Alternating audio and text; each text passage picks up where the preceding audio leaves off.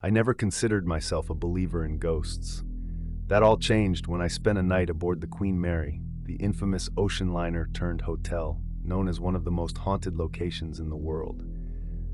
I had read the stories: phantom footsteps, ghostly children laughing, shadow figures lurking in the hallways, but I dismissed them as legends meant to spook tourists. I was about to learn how wrong I was. It started the moment I checked into my room, B340, which the staff casually mentioned had been closed for years due to strange occurrences. The door creaked open as if greeting me, and the air inside was noticeably colder than the hallway. The room had an eerie stillness, as if time itself had stopped. I shook it off as my imagination and went about settling in, trying to ignore the unsettling sensation that I wasn't alone. After unpacking, I decided to explore the ship. As I walked through the dimly lit corridors, I could feel an energy shift in certain areas. The first unsettling moment came when I passed by the first-class swimming pool, an area rumored to be haunted by the ghost of a little girl named Jackie. I stood at the entrance, staring into the abandoned pool room. The silence was oppressive, and just as I was about to turn away, I heard it, a faint giggle echoing from the depths of the empty chamber. My pulse quickened, and I convinced myself it was a trick of acoustics. Determined not to spook myself, I continued my tour, stopping by the engine room, where stories of a crushed crew member circulated. The space felt heavy, as if some unseen presence loomed nearby. I snapped a few pictures with my phone before heading back to my room, feeling uneasy, but still skeptical. Later that night, I lay in bed scrolling through my phone when I heard the distinct sound of the faucet turning on in the bathroom. I froze. The hairs on my arms stood on end. Slowly, I got up and walked to the bathroom. The faucet was running full blast.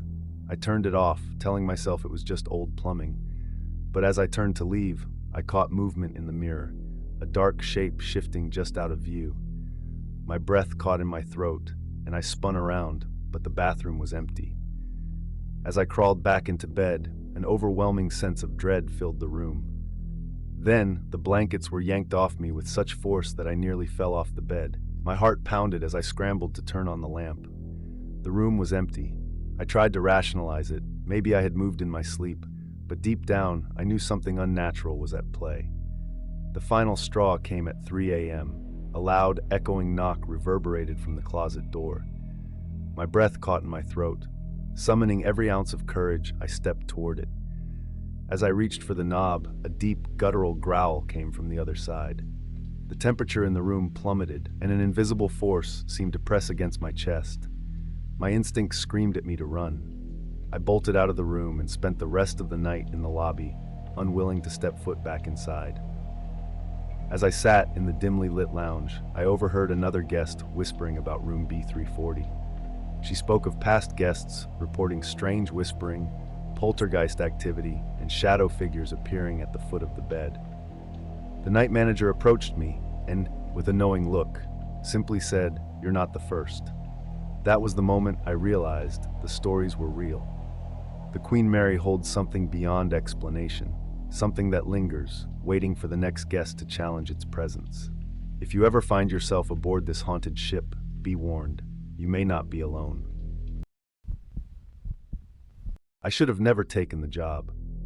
When the production company called, I was thrilled. They needed a nighttime caretaker for a historic mansion, one with a reputation. They wanted someone with a strong stomach and steady nerves to oversee the property during an overnight shoot. The money was good, and I figured the rumors were just that, rumors. The house loomed before me, an architectural monstrosity. Multiple levels twisted together in a disorienting mess of staircases, balconies, and dead-end hallways. Windows stared like vacant eyes. A heavy wooden door groaned open at my push, exhaling a breath of musty air. The film crew had left their equipment scattered around the grand foyer, cables snaking across the floor, cameras on tripods pointing into the dim corridors. A few overhead lights still glowed, casting strange, elongated shadows on the floral wallpaper. I locked the door behind me and settled into a worn leather chair in what must have once been a sitting room. Midnight came. At first, it was just the house breathing, wood expanding and settling, faint creaks along the hallways, but then the sounds sharpened. Footsteps, distant but deliberate, echoed from upstairs. I clicked on my flashlight. Hello? No answer. The logical part of me said the film crew had left something running, maybe an old speaker still playing background noise. But logic frays in places like this. The human mind seeks patterns, explanations. And as I stepped into the hallway, my brain whispered, "You are not alone." A draft curled around my ankles, though there were no open windows. The smell of old wood and something sweeter, like decayed roses, clung to the air. The corridor stretched longer than I remembered, as if the house itself had shifted in my absence. A door creaked somewhere up ahead. I turned the corner just in time to see a shadow flicker at the end of the hall. I swung my flashlight, but there was nothing, just a dead-end wall, blank except for the faded pattern of vines curling across the wallpaper. A trick of the light, I told myself, but my pulse betrayed me. I should have left. Instead, I kept walking. The house pulled me deeper. I found the grand staircase, its steps polished from years of feet passing over them. The second floor was colder, and the air held a static charge like the moment before a lightning strike. The feeling of being watched thickened. A door stood ajar at the end of the hall. I could swear it hadn't been opened before. I stepped inside. The room was empty, save for an antique wooden chair and a small writing desk. The air smelled different in here, earthy, damp, as if something had been buried within these walls. My flashlight flickered, then the door slammed shut behind me. I lunged for the handle, but it wouldn't budge. The temperature plummeted. My breath fogged in the air. A whisper, so close it could have been against my ear, said, "Keep building." I spun, the flashlight shaking in my grip. The room was still empty, but the words had been real. Too real. My heartbeat pounded in my throat. I turned back to the door, ready to force it open. And then I saw it. The chair wasn't empty anymore. A woman sat there dressed in black mourning clothes, her veil obscuring her face. Her hands rested delicately in her lap, unmoving. My throat clenched shut. Who? The word barely left my lips before she stood. The veil fluttered, revealing nothing beneath it. No face, no eyes, just an empty void where a person should be. The room lurched sideways, the walls folding inward. I stumbled back. A hammering noise started, wood striking wood, faster and faster, like nails being driven into a coffin. The whisper came again, everywhere at once. "Keep building." I clawed at the door handle, yanking with all my strength. It flew open, sending me sprawling into the hallway. I scrambled to my feet and ran, lungs burning. The house twisted around me, doors where there had been walls, staircases leading nowhere. My own reflection in a hallway mirror turned its head before I did. I hit the front door at full speed, bursting into the night. Cold air filled my lungs. I didn't stop running until I was in my car, trembling hands struggling to start the engine. The house loomed behind me, watching. I never went back for my paycheck. Later, I learned the truth. The mansion's owner, a woman obsessed with spirits, had built without reason, stairs leading nowhere, doors opening to brick walls. She believed she could outpace the dead by never finishing her home, but I don't think she ever left. And I don't think the house is done building. Days later, I found myself sketching hallways I'd never seen, doors I'd never walked through. My dreams were filled with corridors stretching endlessly, voices whispering blueprints into my ear. The compulsion was overwhelming. One evening, I woke to find myself standing in my garage, hammer in hand, nails clutched in my fist. My wife found me there, staring at an unfinished doorway I had no memory of constructing. I left town the next day, but the dreams followed. And last night, I woke to the sound of hammering in my apartment. I was alone. The house isn't finished with me yet. I've always had a fascination with the strange and the eerie, which led me to the Myrtles Plantation in Louisiana.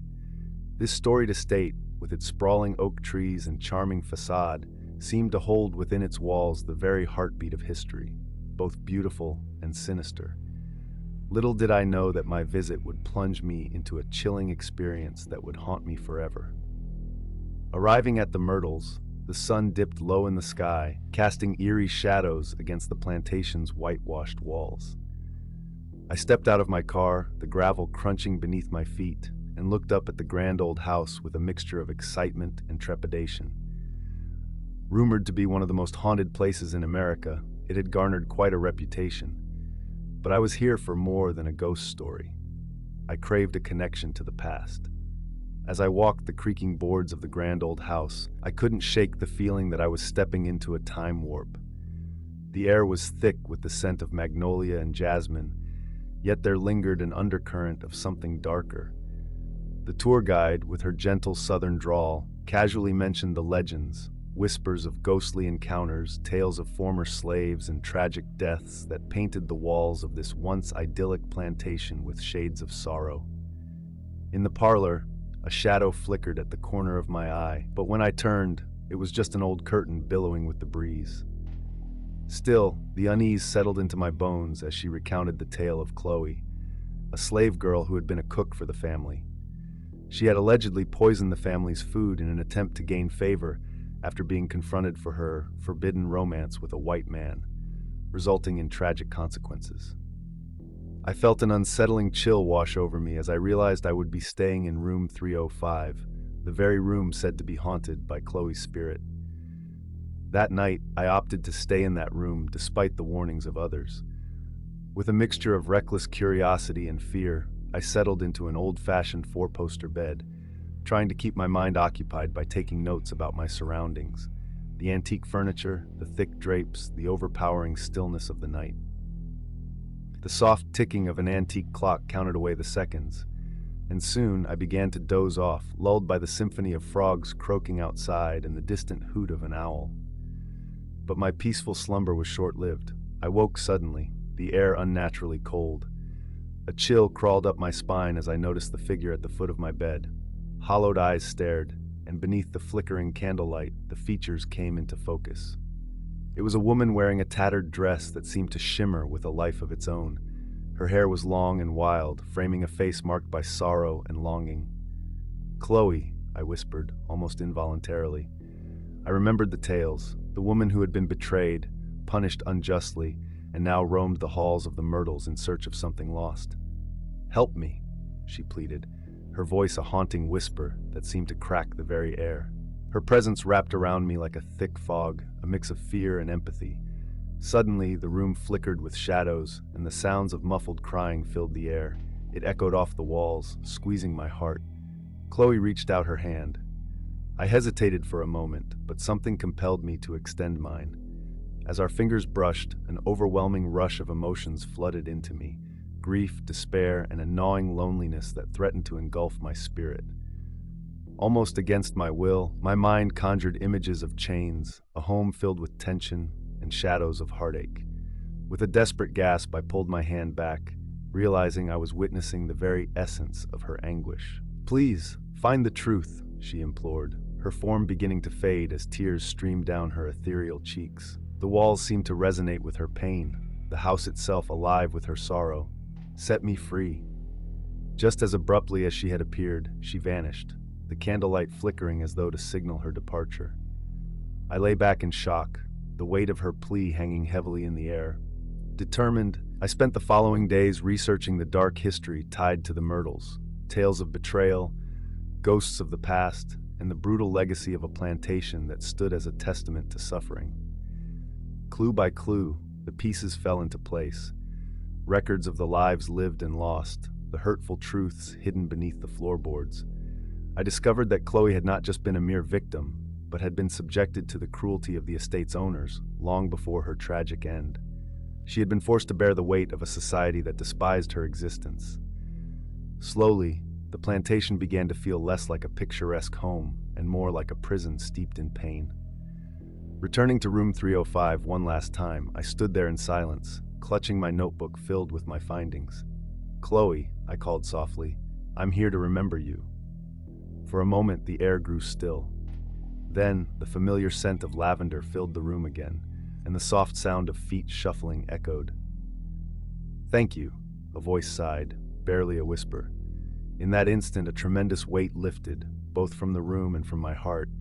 It was as if Chloe's spirit had found a moment of solace in being acknowledged, in being remembered. But when I opened my eyes, the shadows cast by the flickering candlelight began to shift, creating twisted forms that danced along the walls. In the corner of my eye, I caught fleeting glimpses of more figures, faces locked in eternal sorrow, their eyes reflecting a longing for liberation. The oppressive energy of the room intensified, and I felt compelled to act on Chloe's last request. With determination, I began documenting everything: Chloe's story, the stories of those who had perished on this land, the echoes of heartaches that still roamed its halls. I crafted a narrative that honored their lives, and as I wrote, I recalled the mistreatment and the darkness that the plantation had concealed for generations. Weeks passed. I held a small exhibition in the town, presenting my research and sharing Chloe's story and the stories of others who had been shrouded in obscurity. The more I spoke, the more I felt their spirits with me, their grief, their anger, their hope. Slowly, I saw change ripple through the community as people began to confront the uncomfortable truths of the plantation's past. On the night of the exhibition, I returned to the Myrtles for one last visit.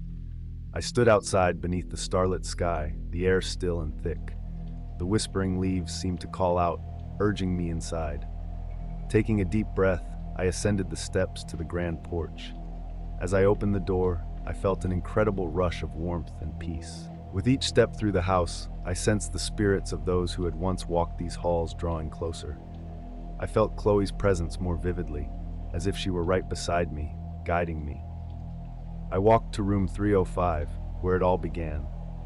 The room seemed alive with energy, and as I stood in the center, a gentle breeze swept through, carrying with it the faint scent of lavender. "Thank you," I whispered, tears streaming down my cheeks. I knew that acknowledging their pain had not just stirred my spirit, but had granted Chloe and the others a chance at freedom. Freedom from the shackles of their tales remaining untold. As I left the Myrtles plantation, I looked back one last time, feeling a profound sense of gratitude. I had ventured into the unknown and emerged with a purpose: to share the stories of those whose voices had been silenced, to bring light to the shadows, and to ensure their memories would echo through time, not as whispers of sorrow, but as powerful reminders of resilience and hope. Little did I know that my encounter there would open doors into the lives of countless others, intertwining their journeys with mine, a story that would continue to unfold long after my footsteps had faded into the night.